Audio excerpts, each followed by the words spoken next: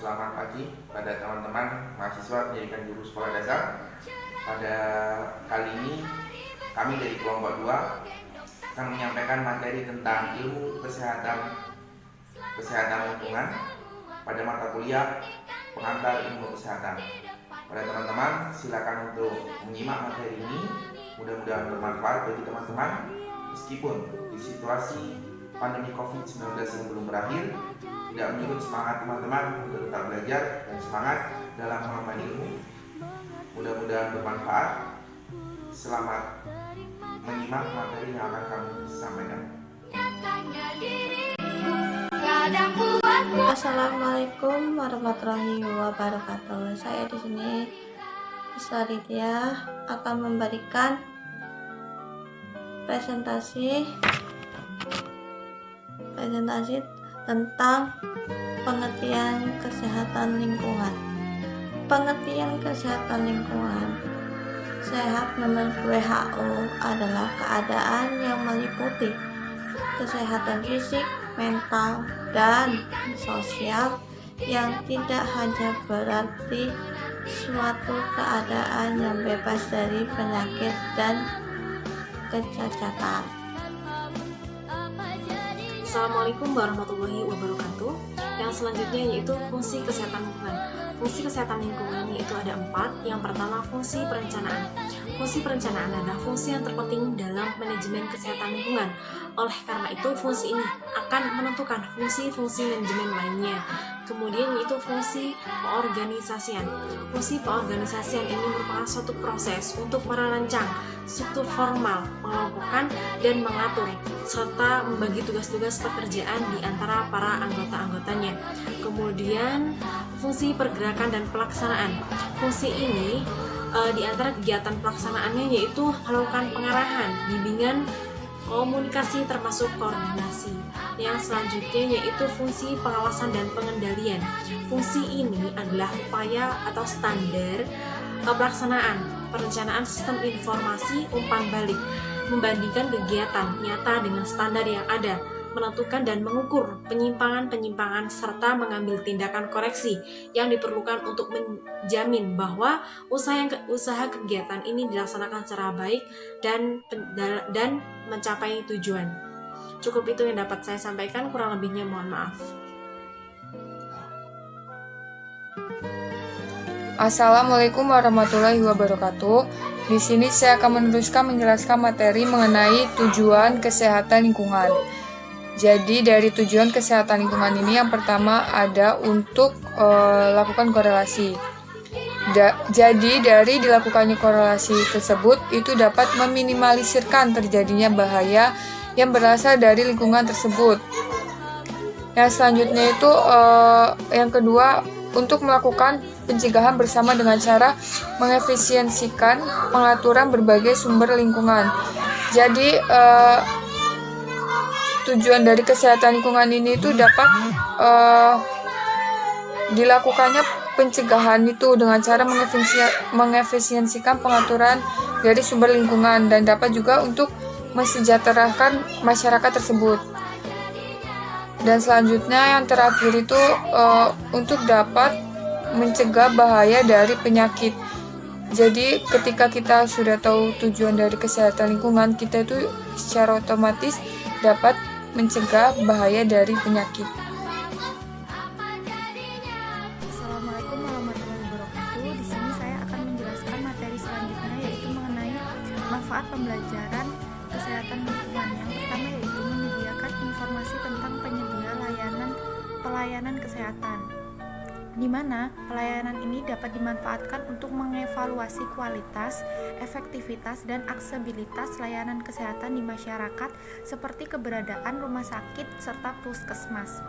Lalu yang kedua yaitu mengawasi dan menganalisis penyebaran penyakit yang berbahaya.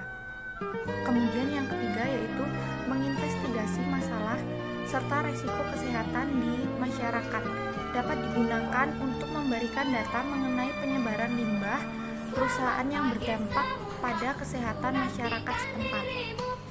Kemudian yang keempat yaitu memonitor status kesehatan masyarakat dengan memetakan kelompok masyarakat di suatu wilayah berdasarkan status kesehatan tertentu, misalnya status kehamilan atau tentang gizi buruk.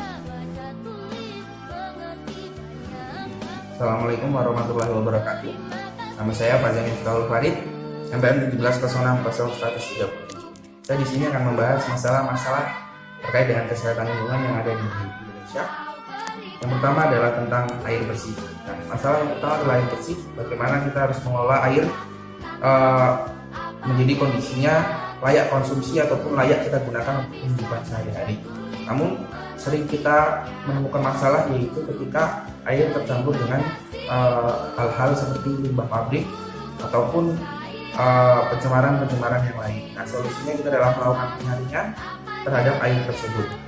Selanjutnya, masalah yang kedua adalah tentang sampah. Sampah adalah masalah yang kompleks yang sering kita temui, di mana masyarakat kurang sadar akan membuang sampah pada tempatnya. Nah, saya harap solusi dari pencemaran tentang sampah adalah kita harus sadar bahwa sampah itu harus kita buang kepada tempatnya dan kita lakukan pengelompokan sampah jenis plastik kemudian jenis organik. Nah, selanjutnya untuk masalah yang ketiga adalah limbah. Limbah ini adalah biasanya terkena karena bahan sisa dari olahan pabrik ataupun industri-industri.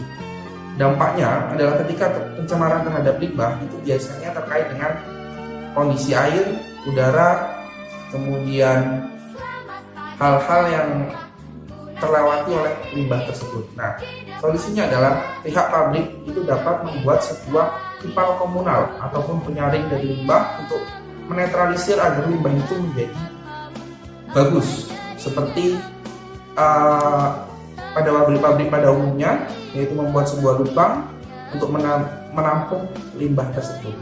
Selanjutnya, masalah yang keempat adalah terkait dengan kotoran manusia ataupun kotoran manusia itu biasanya adalah karena masyarakat belum memiliki jamban sehat. Tapi melalui program pemerintah, permasalahan ini sedikit dikurangi karena banyaknya mayoritas sekarang sudah menggunakan jamban yang sehat. Hal tersebut sangat bahaya ketika kotoran manusia dibuang dengan cara sembarangan, maka akan menimbulkan penyakit-penyakit yang dapat membahayakan manusia. Terima kasih. Selanjutnya akan disampaikan oleh teman saya. Saya akhiri. Cukup. Higien sanitasi makanan dan juga minuman. Sanitasi merupakan suatu usaha untuk menciptakan kondisi lingkungan hidup yang menyenangkan dan juga menguntungkan kesehatan bagi masyarakat.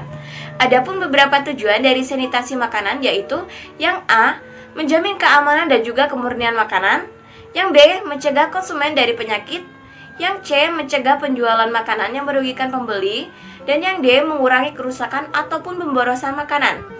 Sanitasi makanan dan minuman meliputi kegiatan usaha yang ditujukan kepada kebersihan dan juga kemurnian makanan, minuman agar tidak menimbulkan penyakit.